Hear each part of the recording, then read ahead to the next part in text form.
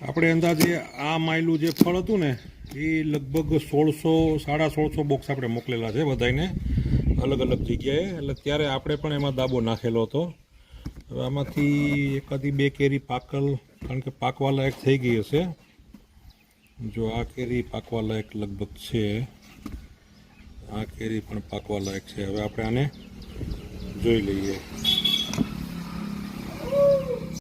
હવે આપણે આને જોઈ લઈએ આ ફળ કેવું છે. 99% તો પાકી ગયું છે. વાહ! આ જેણે જેણે ને મેં કેરી મોકલેલી છે ને ભાઈ, એને આ પ્રકારનું જ ફળ નીકળશે. તમે જોઈ લેજો. હોટલ મધુવન ગીર દુધાળા. હજી આપણી પાસે ઘણો બધો માલ છે, એટલે મગાવવો હોય તો વહેલી તકે મગાવી લેજો. અને આ ટાઈપનું જ ફળ આવશે, તમે જોઈ લેજો.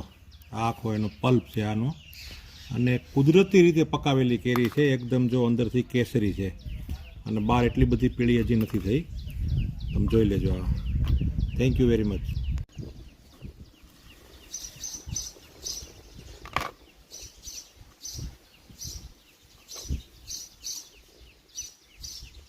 આવી આપણને છે ને ટીવીમાં એડવર્ટાઈઝમાં જોવા મળે. આ બધું લાઈવ છે અહીંયા. આનું કાંઈ મિક્સિંગ ન હોય કે આનું કાંઈ એડિટિંગ ન હોય. જોઈ લ્યો ભાઈ. હજી ટાઈમ તમારી પાસે ઘણો બધો છે. દાબો નાખી દેજો, પછી ખોટા પસ્તાવો કે દાબો નાખ્યો નહીં. Thank you.